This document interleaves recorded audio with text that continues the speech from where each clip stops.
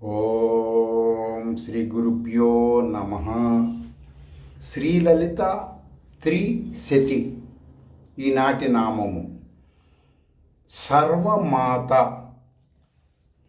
సర్వమాత అంటే ఏమిటి? ప్రపంచములో ప్రజలందరూ ముఖ్యముగా భారతీయులకు మన మహామంత్రద్రష్టలైన శృతులలో ఉన్న పేర్లు కలిగిన ఋషులు తెలియచేసినది నామరూప దేవతా మంత్రములు అన్నీ కలిపిన స్వరూపం పేరు సర్వమాత. శృతులు లేక ఉపనిషత్తులు వీటి ప్రామాణికంగా ఈ మహావిశ్వ చైతన్య ప్రళయకాలములో కిరాతవారాహిగా మహావిస్ఫోటన శక్తిగా ఋషులు తెలియచేశారు. అటువంటి గొప్ప శక్తి కలిగినటువంటి నామము ఈనాటిది. దీనిని అంత పరంపర ఆధ్యాత్మికంగా తెలియచేసేటైతే మనం దానిని శృతులు విరుద్ధంగా ఉంటుంది. ఆ లాంగ్వేజ్ ఉదర పోషణార్థం చెప్పే ప్రవచనకారుల్లాగా ఉంటుంది కొంతమంది. కాబట్టి భారతీయులు ఎవరైనా సరే ఏ ఆధ్యాత్మికం ఆచరిస్తున్నా ఆచరించమని చెప్పినా వాళ్ళు చేయవలసినది టెక్నాలజీని ఉపయోగించుకొని శృతుల ద్వారా మాత్రమే చెప్పాలి, అంతేకాని ఊహాచల పరంగా చెప్పకూడదు. సరే, నేను ఎన్నోసార్లు ప్రపంచంలో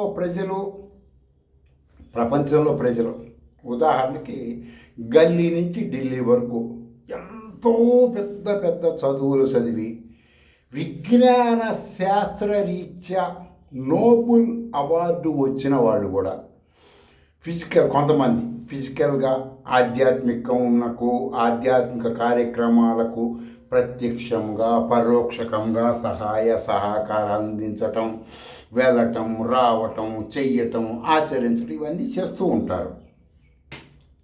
నేను ఎందుకు చేస్తున్నారు వీళ్ళు? ఇంత ఫిజికల్గా ఇంత జ్ఞానం ఉన్నవాళ్ళు కూడా ఏంటి శృతుల్లోకి వెళ్ళరు ఏంటి అని చెప్పి నేను అనుకుంటే, శృతి ప్రామాణికంగా శృతుల అంగశాస్త్రములు ప్రామాణికంగా నా స్వ అనుభవరీత్యా నేను రీసెర్చ్ చేశాను. నేను ఎప్పుడు కూడా 24 గంటలు సోలోగా ఉంటా కాబట్టి ఆమ్నాయ సమామ్నాయ షడ ఆమ్నాయ మంత్ర తంత్ర యంత్ర వీటి నుంచి ఏంటనేది చూస్తుంటా. వీళ్ళందరి గురించి అప్పుడప్పుడు ఆలోచిస్తూ ఉంటాను ఆధ్యాత్మికంగా. అంటే అనేక మంది చీఫ్ జస్టిస్ లాంటి వాళ్ళు, రాష్ట్రపతులు లాంటి వాళ్ళు కూడా ఈ ఆధ్యాత్మికంగా ఏదో ఒకటి ఆచరిస్తూ ఉంటారు కదా. ఎందుకని ఇట్లా చేస్తుంటారు వీళ్ళు ఏంటి అని ఆలోచిస్తే అప్పుడు నా సొంతంగా నాకు స్వానుభవం ఏమర్థమైందంటే, భారతీయుల గురించే ఎక్కువ శాతం నేను అన్వేషించాను. ఏ మానవుడైనా, ఆడైనా, మగైనా, నంపుసకుడైనా ఒక 10 మందిని ఒక గదిలో ఉంచి 10 నిమిషాల పాటు, కేవలం 10 నిమిషాలు వాళ్ళని జాగృత అవస్థలో, పగలపూట మాత్రమే జాగృత అవస్థలో ఏ ఆలోచన లేకుండా ఈ 10 మందిలో ఒక్కడైనా ఉండగలిగితే వాడికి సర్వశృతుల జ్ఞానం వాడే అని అర్థం అవుతుంది. ఆ ఒక్క నిమిషం కూడా వాడు జాగృత అవస్థలో ఖాళీగా ఉండడు. సపోజ్ ఆదివారం వచ్చింది, డబ్బు ఉంది, భక్తి ఉంది, ఒక ఆధ్యాత్మిక స్థలానికి వెళ్తాం. ఎందుకు వెళ్తున్నావు?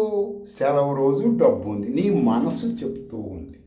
ఎంతసేపు మనసు జాగృత అవస్థలో ఎవడైతే ఆ యొక్క మనసు అనబడే శరీరాన్ని గురించి తెలుసుకుంటాడో వాడు మాత్రమే తెలుసుకోవటానికి కూడా శ్రీ విద్య ప్రామాణికం. మీరు చూడండి, ఒక 10 మంది నేను చెప్పినటువంటి నోబెల్ బహుమతి కలిగినటువంటి వాళ్ళని, మామూలు పామర జనం గురించి మనకు అనవసరం, వలసవాద ఆధ్యాత్మిక గురించి అసలు అనవసర విషయం. ఎందుకు? నేను గొడ్రాలి బిడ్డల గురించి డిస్కషన్ ఎప్పుడు ఎవరితో చెయ్యను. నేను ప్రపంచంలో భారతీయుడిగా పుట్టాను కాబట్టి, నేను భారతీయుడిని కాబట్టి, నేను శృతుల ఆధ్యాత్మికం మాత్రమే మాట్లాడతాను. వేరేవన్నీ కూడా శృతుల పరంగా ఆలోచిస్తే వేరేవేవి సత్యం కాదు. శృతుల విరుద్ధంగా ఉన్న ఆధ్యాత్మికం ఏది సత్యము కాదు. కాబట్టి ఎవరైనా సరే, ఏ మతం వాళ్ళైనా సరే, ముఖ్యంగా భారతీయులకి శృతులే ప్రామాణికం. మీ అనుమానాలు గూగుల్లోకి వెళ్ళి చెక్ చేసుకోండి. ఒక 10 మందిని పెద్ద పెద్ద రీసెర్చ్ పర్సన్స్ని గదిలో పెడితే వాళ్ళు ఏం చేశారంటే ఈ ఒక్క సెకండ్ కూడా ఆలోచన చెయ్యకుండా ఉండలేకపోయారు. ఏదో ఒక మనోవ్యాపారం చేస్తూనే ఉంటారు. ఈ జాగృత అవస్థలో ఏ ఆలోచన లేకుండా ఎవరైతే ఎక్కువ శాతం ఉండగలుగుతారో వాళ్ళు ఏదైనా సాధిస్తారని సర్వధర్మశాస్త్రాలు, సర్వశృతులు చెబుతున్నాయి. అర్థమైందండి? వాడే లేక అదే పరబ్రహ్మము. దానికి గమ్యమే ఈ యొక్క శ్రీ విద్య అనే శృతి ప్రామాణికం. అర్థమైందండి? అది నేను ఎందుకు వెళ్తారో టెంపుల్స్కి? ఫిజికల్ ఆధ్యాత్మికం మనసు కట్టడి చేయలేక. మనసు కట్టడి ఎట్లా చేస్తారు? శ్రీ విద్య శృతి ప్రామాణిక మంత్ర సాధన. అది అందరికీ తెలియదు. వాళ్ళ పూర్వజన్మ కర్మల రీత్యా వాళ్ళకున్నటువంటి నిజాయితీని బట్టి వాళ్ళకున్నటువంటి కొన్ని అర్హతలు ఉంటాయి. శృతి ప్రామాణిక శ్రీ విద్య అందరికీ రాదు. ఎవరికి వచ్చినా శ్రీ విద్య రాజరాజేశ్వరి కనపడతామో, బాలా తిరుపతి కనపడతామో, రాజశ్యామల ఇలాంటి శ్రీ విద్యలే ఎక్కువ శాతం భారతదేశంలో ఉన్నాయి. శృతి ప్రామాణికంగా నువ్వే పరబ్రహ్మం అనే శ్రీ విద్య జనారణ్యంలో ఉండదు. అర్థమైందండి? ఎవడు శ్రీచక్రం పెట్టినా సరే ఆ శ్రీచక్రం అనేది వాడే అని వాడికి తెలియదు. వాడు దానికి అర్చన చేస్తూ ఉంటాడు. ఏ నాటికైనా తెలుసుకోవాలని వాడు సచ్చేదాకా శ్రీచక్రార్చన చేసినా వాడికి నేనే శ్రీచక్రంలో ఉన్నదని తెలియదు. ఎందుకని? వాడికి అర్హత లేదు. వాడు కేవలం చెప్పటానికి మాత్రమే ఉంటాడు. ఆ స్వానుభవం ఉండదు. అదండి. సరే,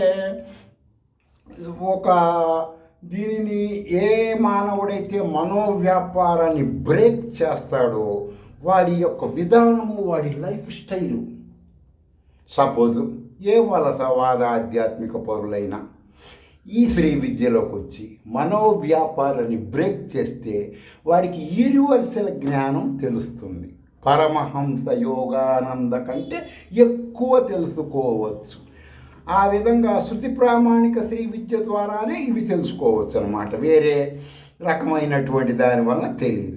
వీటిని ఎక్కువ శాతం ఆధ్యాత్మిక వృత్తులలో ఉన్నటువంటి వాళ్ళు, ఆధ్యాత్మికం ద్వారా పొట్ట పోసుకునేటువంటి వాళ్ళు, ఏది ఈ మూర్తి విగ్రహాలను పెట్టి లేకపోతే ఏ ఒక యంత్రాలను పెట్టి ఆ విధంగా వాళ్ళు జీవిస్తూ వాళ్ళ కుటుంబ సభ్యులను పోషించుకుంటున్నటువంటి వాళ్ళు వగైరా వగైరా వాళ్ళందరూ ఫిజికల్గా మూర్తి అయినటువంటి ఆరాధన అలవాటు పట్టారు, ప్రజలకు అలవాటు చేస్తున్నారు. ఈరోజు వరకు మీరు ఇది చూస్తున్న వాళ్ళు ఎవరైనా మీ గుండెల మీద మీరు చేసుకొని శృతులు అంటే ఏమిటి, నేను ఎవరిని, నేను ఆచరిస్తున్న ఆధ్యాత్మికం శృతి ప్రామాణికమేనా అని చూసుకోండి. అది సత్యం కానప్పుడు మీరు ఎందుకు చేస్తున్నారో కూడా ఆలోచించుకోండి. ఎవరో ఎల్లయ్య, ఎవరో పుల్లయ్యలు చెప్తూ ఉంటారు దీనికోసం. అది నీకు అనవసరం. శృతులే నీకు శరణ్యం. సరే, కొన్ని కారణాల రీత్యా మన పూర్వీకులు ఈ బాల్య అవస్థ వరకు పిల్లలకి, బాల్య అవస్థ వరకు ఆడగాని మగగాని ఎవరికైనా సరే అష్టవంకర్లుగా వారి లైఫ్ స్టైల్ మారిపోకుండా ఉండటానికి ఫిజికల్ ఆధ్యాత్మికం అలవాటు చేశారు. అర్థమైందండి? అష్టవంకర్లుగా వాళ్ళ లైఫ్ చూడండి.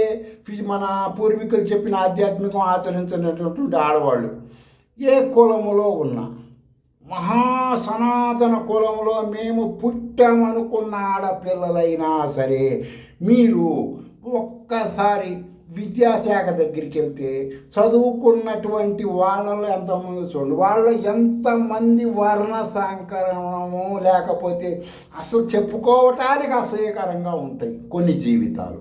అర్థమైందండి? ఎందుకని? వాళ్ళు అష్టవంకరులుగా మారిపోయారు.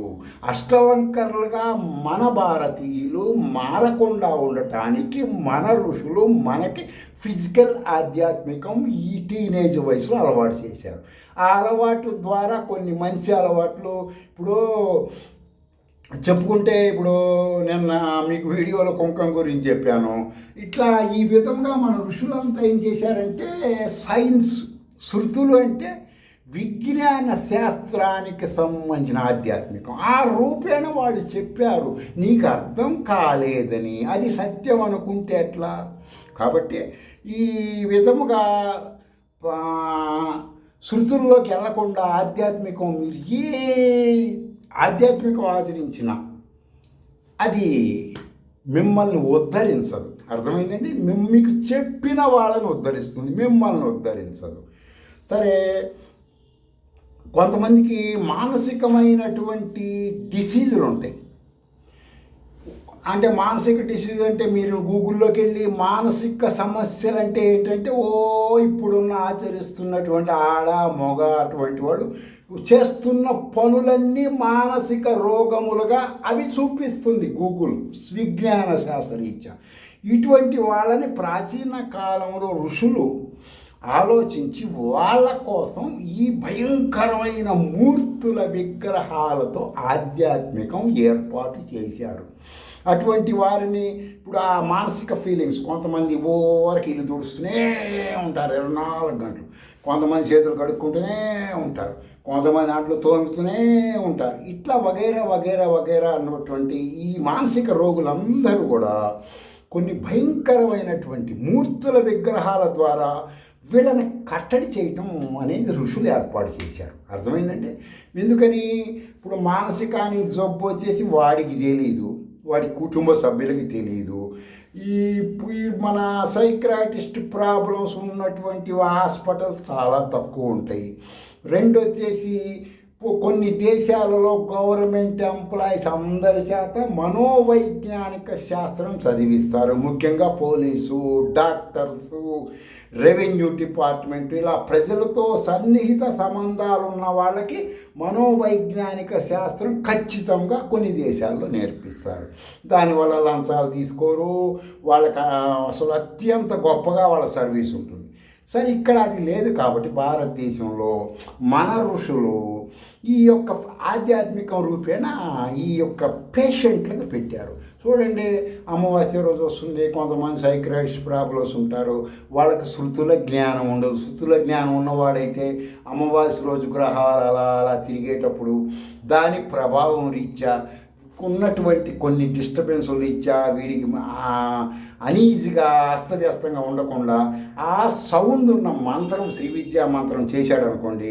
సపోజ్ ఒక స్వర్ణాకర్షణ భైరవ మంత్రం అమావాస్య రోజు ఓం ఐం క్లాం క్లీం క్లూం హ్రాం హ్రీం రూం సహా హ్రీం నం ఆపత్తుత్తర్ణాయ జమలబద్ధాయ లోకేశ్వరాయ స్వర్ణాకృష్ణ భైరవాయ మమ దారిద్ర్య విద్వేషణ ఓం శ్రీ మహాభైరవాయ నమ సౌ క్లీం ఐం హుంపటి స్వాహ ఈ విధంగా చేస్తూ ఉంటేవాడు ఆ శబ్ద అర్థముల ద్వారా వాడిలో పాజిటివ్ వచ్చి నెగిటివ్ కట్టడే ఆరాని ఆ నెగిటివ్ ఆరా రాకుండా ఆపి వీడు మానసిక రోగం తగ్గుతుంది. ఇవన్నీ వాళ్ళు చెప్పలేక ఒక సిస్టమ్గా ఏర్పాటు చేశారు. అవి తెలుసుకోకుండా ఇప్పుడు చూడండి, కొంతమంది కొబ్బరి నూనె తాగితే హార్ట్ ప్రాబ్లమ్స్ వస్తాయని కొంతమంది చెప్తున్నారు. కొన్ని మతాలలో కొబ్బరి నూనె వైద్యంగా చేస్తున్నారు. ఇలా మనం చెప్పుకుంటూ పోతే ఇప్పుడున్నటువంటి భారతదేశం 150 కోట్ల మందిలో ఎంతమందికి చెప్పగలం మనం?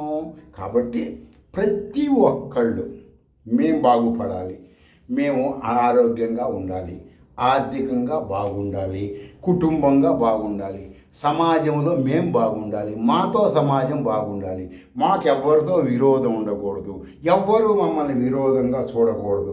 ఇలాంటి ఆలోచనలు కలిగిన వాళ్ళు ఎవ్వరైనా సరే మీ ఫోన్ ద్వారా శృతులలోకి వెళ్ళి శ్రీ విద్యలోకి వెళ్ళండి. ఇవన్నీ జరుగుతాయి. వేరే మార్గాలు ఉండవు. ఎవడు చెప్పినా సరే, ఏ రంగు వస్త్రాలు చెప్పినా ఉండవు. శృతుల ద్వారా మాత్రమే మీ ప్రాబ్లమ్స్ సాల్వ్ అవుతాయి. సరే సరే ఆ విధంగా మూర్తి ఆరాధన ద్వారా మాత్రమే సంస్కారంగా వాళ్ళు ఉంటారు. సైక్రాటిస్ట్ ప్రాబ్లమ్స్, ఎందుకంటే అమ్మవారి దగ్గర కుంకుడుకాయలు, నిమ్మకాయలు ఈ విధంగా వాళ్ళు వీళ్ళకి ఇచ్చి మీ దగ్గర పెట్టుకోండి, ఆ మహాభయంకరమైన రూపాలు, ఆ విధంగా వాళ్ళ వ్యాపారం సాగుతుంది, వీళ్ళకి సైక్రాటిస్ట్ ప్రాబ్లమ్స్ తగ్గుతూ ఉంటాయి. లేకపోతే అలా మన ఋషులు ఆ రకమైన ఆధ్యాత్మికం పెట్టకపోతే ఈ సైక్రాటిస్ట్ ప్రాబ్లమ్స్ వాళ్ళ దెబ్బకి సమాజంలో ప్రజలందరూ కూడా కష్ట నష్టాలకి గురి అయ్యేవాళ్ళు. అర్థమైందండి? జ్ఞానులకి ఇంతకంటే వివరణ అనవసరం. అర్థమైందండి? సరే, కాబట్టి ఏ భారతీయుడైనా శృతి విరుద్ధ ఆధ్యాత్మికం ఆచరించకూడదు. దానికి ప్రామాణికం మీ ఫోన్ అని ఆలోచించండి. మీ డబ్బులు, మీ సమయం, మీ పేరు, మీ ప్రతిష్టలు, ఈ రంగుల పగటి వేషగాళ్ళ పాదాల చెంత ఎందుకు పెడుతున్నారు? ఒక్కసారి ఆలోచించండి. వాళ్ళ దగ్గరికి మీరు వెళ్తాం వల్ల జన్మలు కర్మలు శృతి విరుద్ధమైన ఆధ్యాత్మికం వలన. శృతి ప్రామాణికంగా ఏదైనా సరే గుర్తుపెట్టుకోండి, శ్రీ విద్య అంటే రాజరాజేశ్వరి కాదు, లలిత కాదు, బాల కాదు, ఏమీ కాదు. శృతి ప్రామాణిక అంగముల రీత్యా శ్రీ అంటే లక్ష్య సిద్ధి. ఏ జీవుడు ఆచరిస్తే వాడికి కలిగించే దాన్ని శ్రీ అంటారు. విద్య అంటే శృతుల జ్ఞానం తెలియచేసే విద్య అన్నమాట. అంటే శ్రీ విద్యా మంత్ర సాధన అటువంటి ఎవరైతే చేస్తారో వాళ్ళందరికీ వాడి ఏ యొక్క లక్ష్యం మీద ఆలోచన పెట్టాడో ఆ లక్ష్యం సిద్ధింపచేసేది శ్రీ విద్య అని అర్థం అన్నమాట. నేను చెప్పేది అనుమానం వస్తే మీరు వ్యాకరణ నిరుక్త ప్రామాణికంగా చూసుకోవచ్చు. చాలామంది కొన్ని వందల సంవత్సరాల నుంచి శ్రీ విద్య అంటే శ్రీచక్రము, లలిత, రాజరాజేశ్వరిని మూర్ఖత్వము, మొండితనము, మనోవైకల్యంగా ఫిక్స్ అయిపోయారు. శృతుల్లోకి వెళ్ళి తెలుసుకోండి. నేను చెప్పేది సత్యమో అసత్యమో, వాళ్ళు చెప్పేది సత్యమో అసత్యమో మీకే అర్థమవుతుంది. శృతి ప్రామాణికంగా శ్రీ అంటే లక్ష్య సిద్ధి, విద్య అంటే శృతుల జ్ఞానం తెలుసుకోవటం, కొత్త విషయాన్ని తెలుసుకోవటాన్ని జ్ఞానము అని అంటారు. అర్థమైందండి? శ్రీ విద్యా మంత్ర సాధన ఆ విధంగా ఉంటుంది. ఎక్కువ శాతం మంది అంధపరంపరంగా పొట్టకూటి వేషగాల వలన ఫిజికల్గా దేవుళ్ళు వాళ్ళకి కనపడతాం, కానీ వాళ్ళు చెప్పిన వాళ్ళకి కనపడుతూ ఉంటారు. దయ్యాలు కనపడుతుంటాయి, భూతాలు కనపడుతుంటాయి. వాళ్ళకి డబ్బులు మీరు వదిలించే వాళ్ళకి, కానీ వాళ్ళ దగ్గర డబ్బులు ఇవ్వలేదు అనుకోండి, మీకు అప్పుడేమీ ఉండవు. డబ్బులు ఇస్తూ ఉంటే మీకు దయ్యాలు వస్తుంటాయి, దేవుళ్ళు వస్తుంటాయి. కొన్ని రకాల డప్పుల మోతలకి ప్రాచీన కాలంలో మనోవైజ్ఞానికమైన లోపాలు ఉన్న వాళ్ళకి దేవుళ్ళు వస్తారు. చూడండి, ఒక అనిల్ అంబానీకి ఎప్పుడో దేవుడు వచ్చాడా ఒంటి మీదకి? రాలేదు కదా. వాళ్ళ భార్యకి దయ్యం వచ్చిందా? రాలేదు కదా. ఎందుకని రావు వాళ్ళ దగ్గరికి? ఎందుకని వీళ్ళ దగ్గరికి వస్తాయి? ఆలోచించండి, మీకు అర్థమవుతుంది. దేవుడు అంటే ఎవరో చెక్ చేసుకోండి ఫోన్ ద్వారా, శృతుల్లోకి వెళ్ళి. అంతేగాని ఈనాటి నామరూప దేవత ఎవరో? సర్వమాత అంటే ఏంటి? ఇదం జగత్ పరబ్రహ్మ భిన్నం అంటే ఏంటంటే జగత్తు వేరు, పరబ్రహ్మ భిన్నం. అది ఇదంటే నువ్వు చూస్తున్నా ఈ జగత్తు నీలో నుంచి ఉద్భవిస్తుందబ్బా. అర్థమైందా? నువ్వు చూస్తున్నావు, మనస్సుతో చూస్తున్నావు, అందుకని నీలో నుంచి ఉద్భవిస్తూ ఉంటుంది. నీ మనసు ద్వారా నీకు పరబ్రహ్మము, నువ్వు పరబ్రహ్మం కదా, కానీ నీ మనసు అది ఒప్పుకోదు. నీవు త్రికరణ శుద్ధిగా మనసు, బుద్ధి, శరీరము చేత శ్రీ విద్యా మంత్రం చేస్తే నీకు ఈ జగత్తు అప్పుడు కనపడదు. అర్థమైంది? అప్పటిదాకా కనపడుతూనే ఉంటుంది.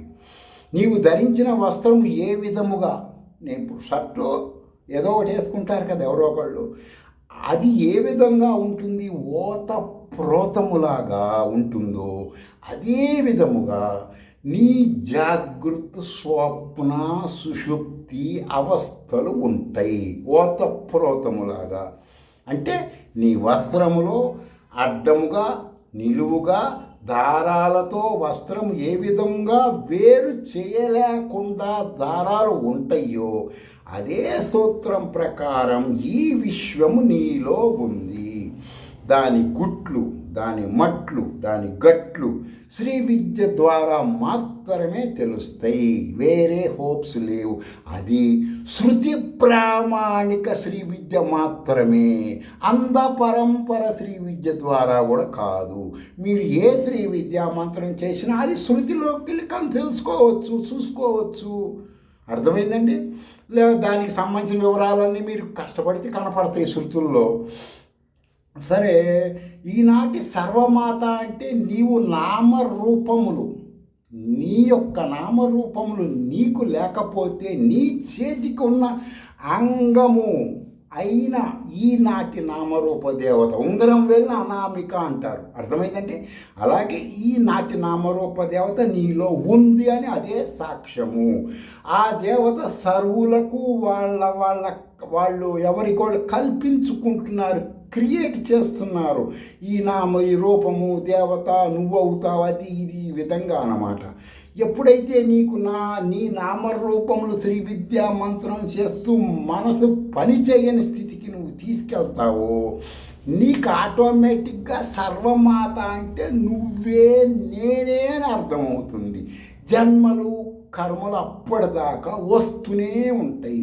కొంతమంది ఆధ్యాత్మికమైన ద్వేషులు, భారతదేశం మీద ద్వేషం ఉన్నవాళ్ళు, భారతీయ ఆధ్యాత్మికాన్ని వక్ర మార్గంలో పెట్టి క్యాష్ సంపాదించుకునేవాళ్ళు, కొంతమంది ఆధ్యాత్మికంగా పొట్ట పోసుకునేవాళ్ళు, భారతీయ ఋషులు తెలియజేసిన శృతి ప్రామాణిక ఆధ్యాత్మిక శబ్ద అర్థజ్ఞానములు ప్రాథమికంగా కూడా తెలుసుకోకుండా కొన్ని జాతులు, అంటే ఇప్పుడు సపోజ్ ఆంధ్ర, తమిళనాడు, కన్నడ, ఈ విధముగా ఎవరికి వాళ్ళ లాంగ్వేజ్ ఉంటుంది కదా, అది వాళ్ళ ప్రాంతీయ భాష కదా. శృతుల జ్ఞానం అంటే విశ్వ విజ్ఞానము కదా, దానిని నీ లాంగ్వేజీలో ఎలా మాట్లాడతావు? శృతి ప్రామాణిక నిరుక్త వ్యాకరణం రీత్యా కదా చెప్పాలి. ప్రవచనకారులు చెప్పినా, స్వామీజీలు చెప్పినా, వీళ్ళందరిలో ఎక్కువ మంది కూటి కోసం ఆ శాస్త్రాలు మీకు తెలియకుండా వీళ్ళ సొంత లాంగ్వేజ్లో చెప్పి భారతీయ ఆధ్యాత్మికం సనాతని భ్రష్టు పట్టిస్తున్నారు కదా. ఆలోచించండి. అట్లా అండి ఏంటండి అంటే, నేను ఈ మధ్యకాలంలో యూట్యూబ్లో శివలింగం అని విన్నా. వాడు శివుడు అంటే ఒక శివుడి యొక్క లింగమే శివలింగము, అది ఇది అని కొంత అసహ్యకరమైన భాష. కొంతమంది దాన్ని ఖండించటం, ఈ ఖండించే వాళ్ళు కరెక్ట్ కాదు, విమర్శ చేసిన వాడు కరెక్ట్ కాదు. ఎందుకనంటే మీరు అలా మాట్లాడే ఇద్దరూ శృతుల జ్ఞానం లేని వాళ్ళే. ఒకళ్ళు ఆధ్యాత్మిక వేషంలో ఉన్నాడు, ఒకడు ఆధ్యాత్మిక వేషంలో లేకుండా మాట్లాడుతున్నారు. కేవలం పొట్ట కుట్టి కోసమే ఉభయులు మాట్లాడుతున్నారు. అసలు సత్యం ఏంటండి? శివ ఉపనిషత్ లేక శృతి అంగమైన నిరుక్త వ్యాకరణములు ఇచ్చా, లేకపోతే అమర కోశములైనా ఉంటుంది సహజంగా. ఈ యొక్క ఈ నామరూపం గురించి నెగిటివ్గా చూసి చాలామంది చెప్పడం వల్ల నేను ఇలా తెలియజేయడం జరుగుతుంది. శృతులంగమైన వ్యాకరణం వాటి రీత్యా శివ అంటే శుభములు ఇచ్చునది. అక్కడ లింగ భేదం నువ్వు అవసరాన్ని బట్టి పెట్టుకోవచ్చు. లింగము అంటే శివ ప్లస్ లింగము అంటే గుర్తు లేక సిద్ధి లేక పొందటం లేకపోతే తెలుసుకోవటం. ఈ శబ్దాలని లింగము అని అంటారు. ఇది కాకుండా వాడేదో ఊహించి వాడేదో చెప్పాడు, ఇవన్నీ ఈ విధముగా ఉంటాయి. ఆధ్యాత్మికం నువ్వు తెలుసుకొని నేను భగవంతుడు గురించి తెలుసుకోవాలంటే ఇవి తెలుసుకోకుండా నీకు తెలియదు అనమాట. శివలింగం అంటే నీకు శుభములు ఇచ్చటం ఎలా, శుభములు పొందటం ఎలా, శుభములు ఇవ్వటం ఎలా, శుభములు చెప్పటం ఎలా, ఈ జ్ఞానము శివలింగ శృతి ప్రామాణిక అర్చన ద్వారా తెలుసుకోవచ్చు. అది శివలింగం అంటే దాని వివరణ. కానీ ఎవరు కూడా ఏ ప్రవచనకారులు కూడా ఈ యొక్క శృతులని ప్రజలకి చెప్పటం లేదు. వాళ్ళ వ్యాపారాలు దెబ్బతింటాయి అని చెప్పి ఆలోచించండి.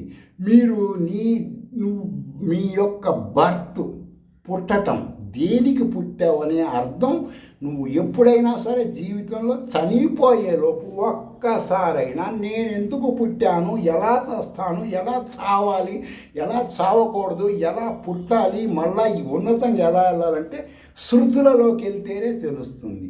ఏ పురాణముల్లో కూడా మీకు వీటి గురించి చెప్పినవి శాస్త్ర ప్రామాణికం కాదు. శృతులే శాస్త్ర ప్రామాణికం. పరమాత్మ వాణిని ఇంటర్నల్గా విని ఋషులు చెప్పినవి శృతులు. అర్థమైందండి? వేదం అంటే పరమాత్మ వాణి, అది ఋషులు దర్శించి చెప్పినది శృతులు.